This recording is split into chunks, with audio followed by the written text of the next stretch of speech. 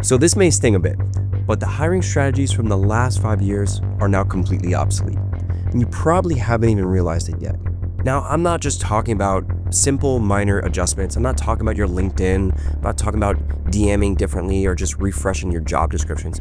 I'm talking about a fundamental shift in how the entire job market works. Something structural is now broken, and it's completely reshaping who gets hired, how fast companies can grow, and who actually has options in 2026. So here's what's happened. Entry-level jobs, the pipeline that used to feed every career trajectory, has essentially disappeared. You see, back in 2015, entry-level positions made up over 10% of all job openings. Today, that number is just 1%. That's right, just 1%. So that means 99% of all job openings now require 6+ years of experience, which also means that now 43% of recent college grads are either unemployed or underemployed. Now, this will create long-term upstream problems for companies that no longer hire entry-level talent, meaning you can't hire junior talent internally, so you can't build bench strength and you can't scale the way that you used to. That's why in the next 12 minutes, I'm gonna show you exactly what happened and how you can actually win in this new environment. So whether you're building a team or scaling a company or just starting out in your career, this video is for you. So let's dive in. But before I get into what I found, let me introduce myself because you need to know where this information is coming from. If you're new here, my name is Jared Black. I'm the founder of New Vine Employment Group, and over the last decade, I've successfully placed more than 10,000 candidates and partnered with more than 300 businesses. So when I tell you what's happening in the hiring market right now, it's not theory. It's based on real data, real patterns, and real experience on watching how companies actually hire. And here on this channel, I share actionable recruiting strategies that help business leaders just like you attract and hire top talent without the guesswork, without the costly mistakes, without years of trial and error. Let's jump back into what's actually happening in the job market. Now, before I show you the numbers, I want to explain to you how we got here, because the entry-level collapse, it didn't happen overnight. It happened in a series of waves, starting with wave number 1, which was the 2020 pandemic shock. So when COVID hit, companies just went into survival mode. Hiring stopped, budgets froze, and entry-level roles, which were the first to be cut, essentially just dropped off a cliff. But here's the thing. Companies learned something in that process. Once companies realized that they could operate with fewer junior people, the budgets for the roles never really came back, which leads to wave number 2, which was the Great Resignation and the wage whiplash. After COVID came the talent shortage panic. Companies started competing very aggressively for that mid-tier talent grouping. They paid premium prices for people with experience, but the entry-level budgets were still frozen because the thinking was, why invest in training a junior when you could just poach an experienced person from your competitor? And the market just shifted towards stealing talent rather than growing it, which then leads to wave number 3, the AI acceleration. And AI has since changed the entire equation.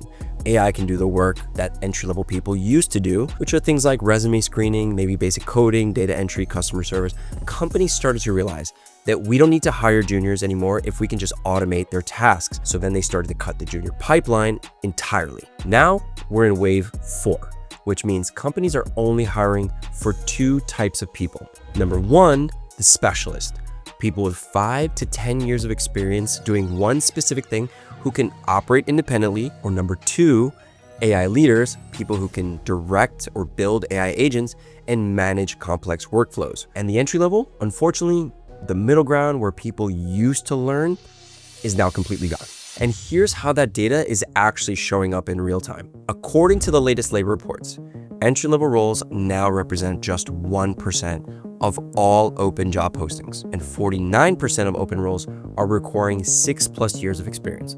Meanwhile, college grads are now facing 42.5% underemployment rate, which means nearly half of all people who have just recently graduated college are either unemployed or working at jobs that don't require college degrees. But there's a crazy paradox happening at the same time that matters, I think, more than anything, and that is AI is simultaneously killing the entry-level work and creating desperate shortages of mid-career talent with AI skills.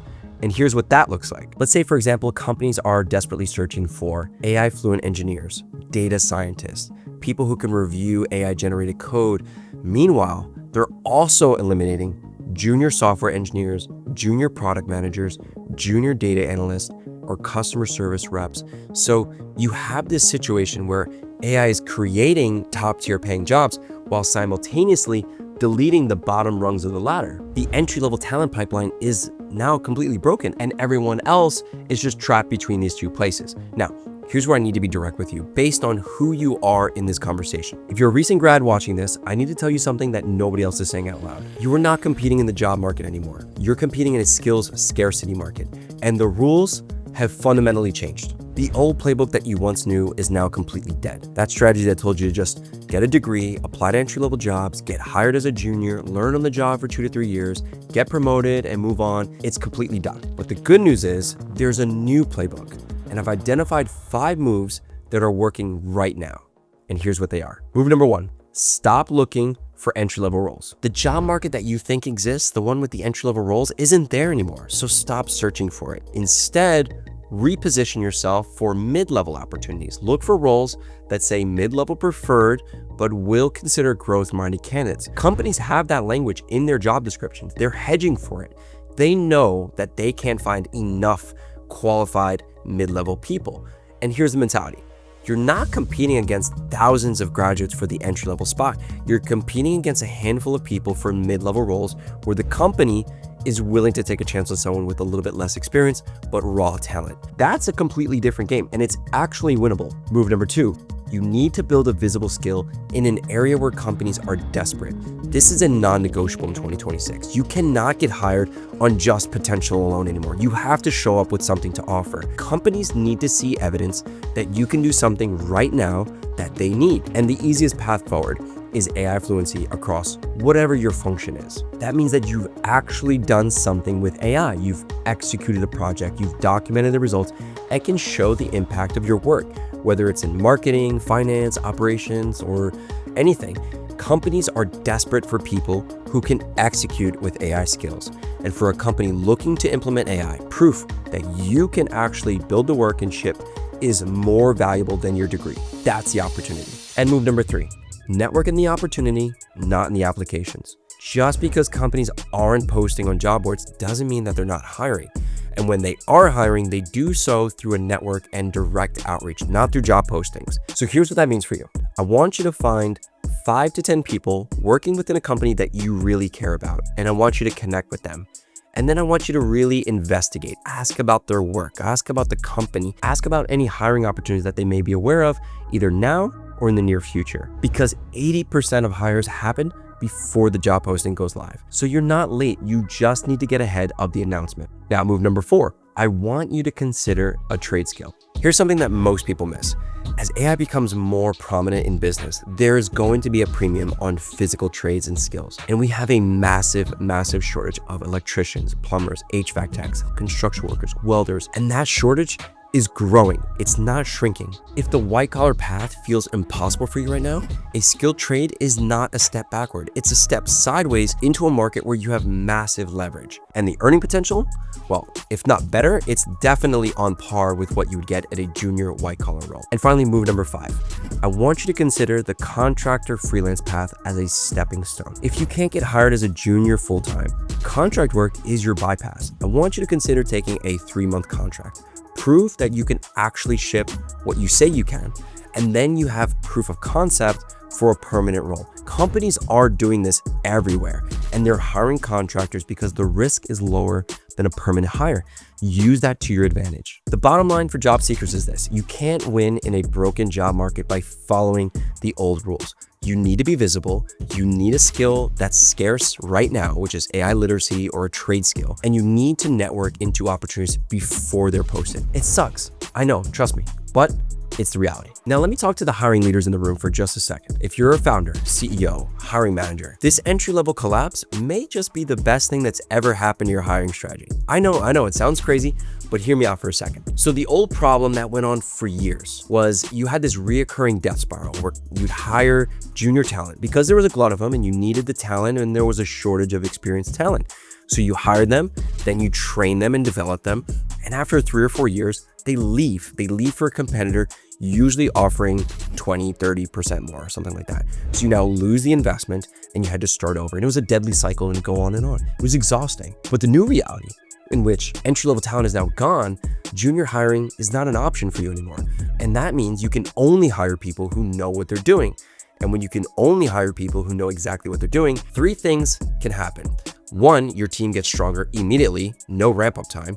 Two, your retention starts to improve because you have less job hopping. And three, your speed increases because experienced people don't need as much direction. But, and this is critical, you have to change how you're thinking about talent development.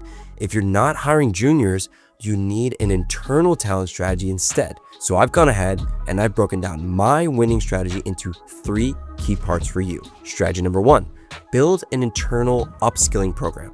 Take smart people from adjacent roles and train them into the specialty you need. Promote them into the role. You're not waiting for the market to produce the talent, you're making it yourself. And the companies that are doing this right now, they're winning. They're having success with this model. They're moving much faster and they're leaving everyone else behind. Strategy number two, which is hire for attitude and learning velocity, not their pedigree. When you can't rely on entry-level hires to fill your pipeline, you need to hire experienced people from adjacent industries. A great operations person from the healthcare industry can learn your tech stack. A salesperson from maybe a SaaS company can learn your industry. What they can't learn in 3 months is how to work with people or solve problems under pressure. Hire for those unchangeable traits and then train the rest. And lastly, strategy number three, I want you to create a contractor-to-permanent pathway, which means I want you to bring people into your business as contractors for 3 to 6 months, let them prove the fit, and then convert them to full-time. Companies are doing this right now across a number of different industries and are having a lot of success.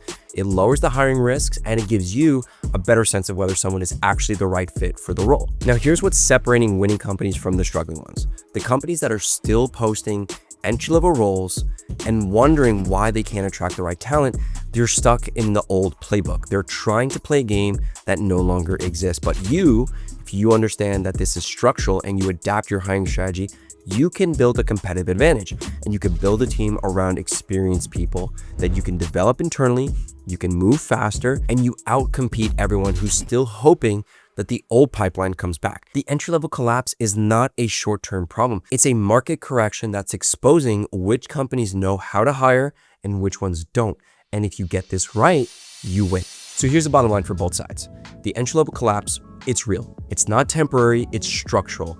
AI has taken away junior work, companies have adapted to it, and the pipeline is now broken. For job seekers, you can't follow the old playbook. You need to be visible, you need viable skills, you need AI literacy or a trade skill. You need to network before the position opens up, and you need to be willing to contract or pivot sideways. For hiring leaders, this is your moment to build a team that's fundamentally stronger than your competitors. Hire experienced people, develop internally, and move fast. The companies and candidates that understand this are moving and they're winning. And the ones that don't, they're stuck trying to play a game that just no longer exists. Now, I want to point out that if you're a hiring leader watching this, this is exactly the kind of strategic thinking that separates good hiring from great hiring.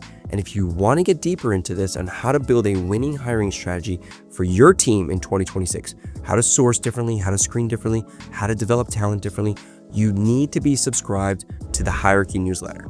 Every week, I'm breaking down patterns that I'm seeing in the hiring market in real time. What's working, what's not, and how to position your company to win. The link is in the description below. Be sure to find it and subscribe. And if you're a job seeker watching this and you want to talk through your specific situation, your career goals, how to position yourself, what moves you should be making right now, go ahead and book a call with me as well. The link for that is in the description box below. We could spend some time, maybe 30 minutes or so, getting clarity on the right path forward for you, because the entry-level job market is now broken, but that doesn't mean your career has to be. If you found this useful, go ahead, like the video, please subscribe to the channel. We appreciate it. I'll see you on the next one. Thanks.